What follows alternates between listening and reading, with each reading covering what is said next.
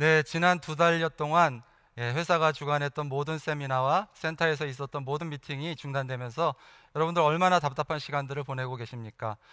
저도 그 짧은 기간 동안 전 세계 200여 군데로 코로나 바이러스가 전파되는 것을 보면서 세계가 이제 정말 하나로 연결되어 있다는 그런 생각을 하게 됐습니다. 과거에 우리가 너무나 당연하게 생각했던 그런 미팅들이 정말 우리한테 하나의 행복이었구나 하는 그런 반성도 하게 되는 그런 시간을 보낸 것 같습니다. 지난 1, 4분기 동안 코로나 환경 속에서 전 세계 거의 모든 산업 전반은 매출이 상당 부분 줄었습니다. 하지만 온라인 쇼핑 부분에 대해서만큼은 급증을 했는데요. 그 이유가 뭐라고 생각하십니까?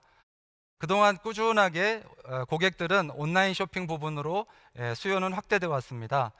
그런 상황 속에서 코로나가 환경에 접하면서 심지어 온라인 쇼핑을 주저했던 50대, 60대마저도 이 시장으로 급속하게 들어오고 있습니다.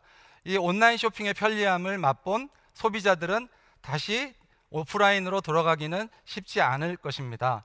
이런 환경 속에서 지난 1, 4분기 애터미도 마찬가지로 전 세계 매출이 40%가 증가되었다는 소식을 여러분도 들으셨을 겁니다.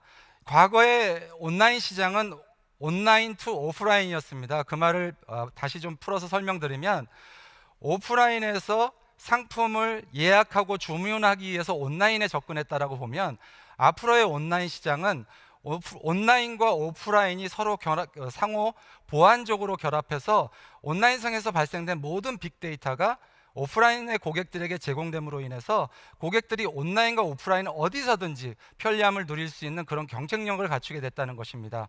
그런 경쟁력을 갖춘 온라인 소비는 앞으로 줄어들 수는 절대 없는 것이죠. 바로 이것이 그 결과를 보여주는 것이죠. 지금 현재는 소비자들의 지갑 점유율이 61%에 달하고 있습니다. 이것은 점점 더 60%에서 70%, 80%로 점점 확대될 것입니다. 또 기업은 소비 패러다임의 변화를 무시할 수가 없습니다. 소비 패러다임의 변화를 받아들이지 않으면 결국은 기업은 생존에 문제가 생기겠죠. 과거의 단일 채널 오프라인에서 지금은 이제 약간 중간 단계라고 볼 수 있겠죠. 온라인과 오프라인이 별도의 멀티 채널로 서로 경쟁 관계라면, 향후 미래는 온라인과 오프라인이 서로 결합된 같이 모든 정보를 공유하는 시대인 옴니채널 시대로 갈 수밖에 없고, 결국 그런 옴니채널을 빠른 시간 안에 확보한 전 세계 그 대기업들이 시장을 독점하고 있는 체제로 시장은 흘러가고 있습니다. 그래서 그 결과를 실제 우리는 눈앞에서 볼 수 있는 것이죠. 미국 전체 멀티채널 또는 오프라인만 갖고 있었던 모든 대기업들이 지금은 사라지고 있습니다. 2010년도에 삼성전자가 스마트폰을 발표한 이후로 전 세계는 빠른 속도로 스마트폰 인구가 늘어나고 있습니다. 현재 70%에서 앞으로 2022년이 되면 전 세계 인구의 80%가, 심지어 우간다 같은 국가는 전기를 사용하는 전기 그 수혜자가 300만인데 핸드폰, 스마트폰 사용자는 1000만 명이라고 합니다. 이런 적극적인 흔히들 우리가 얘기하는 포노사피언스들이 유통의 변화를 만들고 있는 것입니다. 그래서 이런 늘어나는 소비자들, 늘어나는 스마트폰 사용자들로 인해서 같은 유통의 플랫폼 안에서도 변화가 일어나기 시작합니다. 플랫폼을 모르는 기업의 미래는 없습니다. 이미 그것은 누구나 다 알고 있는 상식입니다. 하지만 그 플랫폼 안에서도 새로운 변화들이 추진되고 있는데요. 지금까지 여러분들은 알고 계시겠지만, 모든 유통 플랫폼은 무엇으로 수익을 만드나요? 결국은 유통 수수료입니다. 근데 그 수익 모델조차도 변화가 일어나고 있다는 것입니다. 우리가 잘 알고 있는 네이버의 스마트 스토어, 카카오 스토어, 이런 회사들은 이미 충분히 확보된 회원 수만을 가지고도 그 회원들을 대상으로 입점하는 업체들이 입점 월정액을 내므로써 판매 수수료를 대신하고 있고요. 또 카카오 스토어 같은 경우에는 광고비를 지불함으로써 판매 수수료를 대신하고 있는 것입니다. 정말 놀라운 변화지 않습니까? 또 다른 변화를 보면은요, 지금은 너무 많은 유통 채널이 존재한다는 것입니다. 그래서 일어난 변화가 어떤 것이냐, 저도 최근에 무선 마이크를 하나 구입하기 위해서 포털을 뒤지다가 결국은 어디서 결정을 내렸냐? SNS, 유튜브 채널을 보고 결정을 내렸습니다. 지금은 소비자들은 소비를 결정하는 데 있어서 어디서 결정을 하느냐? 유튜브, 인스타그램 같은 SNS에서 결정합니다. 이유가 뭐냐? 그 안에서는 기존의 채널에서 느낄 수 없었던 스토리텔링, 공감, 거기에 더해서 사회적 가치까지 확인할 수 있는 방법들이 거기 있기 때문입니다. 또 두 번째로는 너무 많은 채널이 있고 너무 많은 제품이 있다 보니까 정말 좋은 제품들을 소개해 줄 수 있는 큐레이션이 어느 때보다도 중요한 시기가 됐습니다. 지금은 누구나 다 제품을 생산하고 누구나 다 쇼핑몰을 만들어서 오픈할 수 있는 시대가 됐습니다. 그러다 보니 더 이상 가격이 모든 구매 결정의 요소가 될 수는 없다라는 것입니다. 결국은 누구도 모방할 수 없는 개성을 갖고 있는 쇼핑몰이 살아남을 수밖에 없다라는 것이죠. 최근에 저는 굉장히 놀라운 회사를 발견했습니다. 중국의 판도더라는 회사인데, 이 회사는 판도더 홈페이지에 있는 상품을 중국 내 다른 위챗 같은 SNS 링크를 시켜서 공동 구매하는 고객들을 많이 모아올수록 그 숫자에 따라서 가격을 다르게 차등 적용하는 정책을 채택해서 불과 2년 만에 중국 2위의 기업이 됐고 미국 나스닥에 상장하는 회사까지 된 것입니다. 이런 유통의 변화들은 소비자들에게 한 가지 결정을 요구하고 있습니다. 어떤 결정일까요? 단순히 소비자의 객체로서 소비자로서만 남든가, 아니면 적극적으로 유통의 변화에 뛰어들어서 수익을 창출하는 유통 변화의 주체가 되든가, 여러분들은 어떤 선택을 하시겠습니까?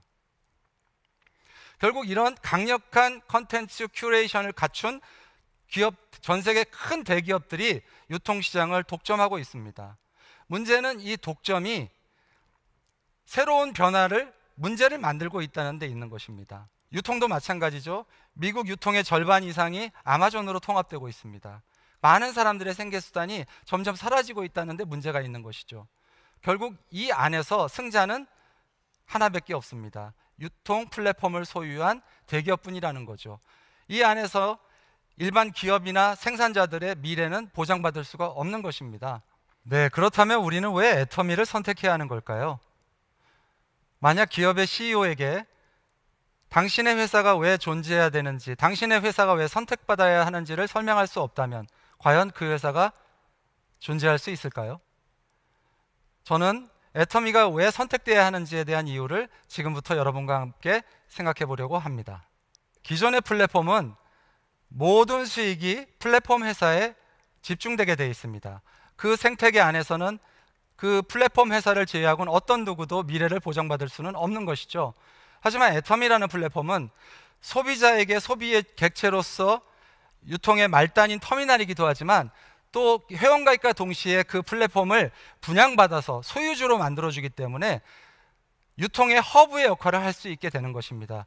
결국은 전 세계 모든 소비자들이 그 플랫폼 내에서 발생되는 포인트를 공유하고 연결함으로 인해서 나로부터 시작된 모든 소비자들의 소비가 연결된다는 데 핵심 포인트가 있는 것입니다.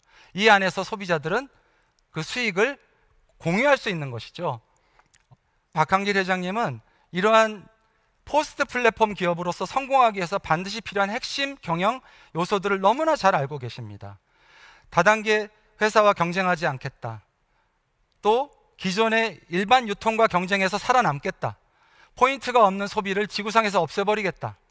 전 세계 유통의 허브가 되겠다. 결국은 플랫폼이 성공하기 위해서는 한 가지 요소밖에 없습니다.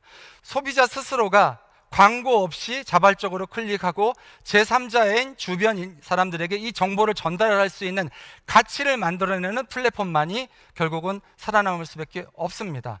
박한길 회장님은 그런 핵심 전략들을 너무나 잘 준비하고 계시다는 것입니다. 지난 10년 동안 애터미는 절대품질 절대가격이라는 큐레이션 대원칙을 정해놓고 대중들이 편안하게 사용할 수 있는 그런 가격대에 명품의 품질을 갖춘 제품들을 출시해 왔습니다. 그 결과로서 믿고 쓰는 애터미라는 큐레이터로서의 경채성을 갖는 그런 기업으로 자리매김을 했다는 것이죠.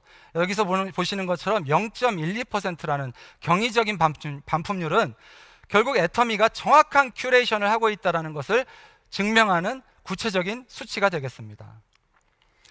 또 애터미는 10년 동안 회사 설립 초기부터 그 어려운 시기에도 나눔을 천부가 준 사명이라고 생각하고 10년 동안 꾸준하게 기부를 실천해 왔습니다. 2018년까지 100억이 넘는 금액을 기부를 했고요. 2019년에는 중견기업 역사상 최초로 일시불 100억이라는 금액을 기부했습니다. 또한 애터미가 환경에 생각하는 것도 이런 장표를 보면 표를 보면 알 수 있는데요. 여러분, 한 달에 1억이라는 추가 비용이 들어가면서 플라스틱 완충제를 제거하고 종이 재질로 교체를 했습니다. 어떤 기업들이 과연 이런 불경기에 이런 선택들을 할 수 있을까요? 결국은 이런 지금까지 지내왔던 이런 애터미가 추구하는 사회적 가치, 사회적 공헌에 대한, 또 소비자를 중심으로 회사를 운영하는 것에 대한 인정을 받아서 국가가 인정하는 제도, 소비자 중심 경영이라는 CCM 인증을 획득하기에 이르렀습니다. CCM 인증은 회사 내의 모든 조직이 소비자를 중심으로 구성되어 있는지, 또 구성되어 있는 조직이 그렇게 운영되고 있는지, 또 운영되고 있는 그것이 앞으로도 계속 개선을 하고 있는지를 2년마다 계속해서 검증을 하고 있는 그런 국가 공인제도인데요. 우리나라 50만 개가 넘는 기업 중에 단 182개 기업만이 이 인증을 획득했습니다. 정말 자랑스럽지 않습니까? 이런 일련의 모든 활동들을 소비자들이 알고, 또 소비자들이 애터미가 추구하는 그런 사회적 가치에 대해서 공감하고 전 세계적으로 10년 동안 680만 명이라는 회원이 생겼습니다. 앞으로도 끊임없이 늘어나겠죠. 그러면서 또 10년 동안 애터미는 단 한 번의 매출의 성장이 중단 없이 10년 동안 성장해서 국내 매출 1조, 해외 매출 1조 5천억이라는 경이적인 기록을 단 10년 만에 세운 것입니다. 여러분들이 이 표에서 보시는 것처럼 애터미는 과거 10년 동안 비약적인 발전을, 변신을, 진화를 해왔습니다. 이렇게 많은 책들이 연결과 공유를 얘기하고 있습니다. 여러분, 관심을 연결하는 것이 경제가 되는 시대가 된 것입니다. 세상에 없던 걸 새로 만드는 것이 아니고 세상에 있는 것들을 모아서 새로운 연결을 만드는, 애터미가 세상에 없는 연결을 만든 것입니다. 공존을 위한 소비 생태계를 연결하는 것, 이 진실을 연결하면 애터미가 앞으로 100년 기업, 100조 기업이 될 거라는 확신 여러분 들지 않으십니까? 이렇게 나로부터 시작해서 전 세계로 모든 소비자들의 소비 자산이 여러분들 연결되는 그런 시대가 된 것입니다. 앞으로 5년 뒤, 10년 뒤에 여러분 애터미의 미래, 그 안에서 우리의 미래를 한번 생각해 보시기 바랍니다. 마지막으로 아직도 신념과 편견을 구분 못하시는 분들을 위해 스펜서 존슨, 누가 내 치즈를 옮겼을까? 그 책에 나와 있는 글을 보여드리면서 마치겠습니다. 과거의 신념이 우리를 새로운 치즈로 이끌어주지는 않습니다. 네, 여러분, 이제는 변화를 주도적으로 해야 될 때입니다. 변화는 더 이상 우리들의 선택이 아니고 필연입니다. 어려운 코로나 환경에서 잘 이겨내시고 이 혁명적인 변화 속에서도 꼭 승승장구하셔서 성공자가 되시는 여러분들이 되시기를 기원하겠습니다. 네, 끝까지 들어주셔서 감사합니다.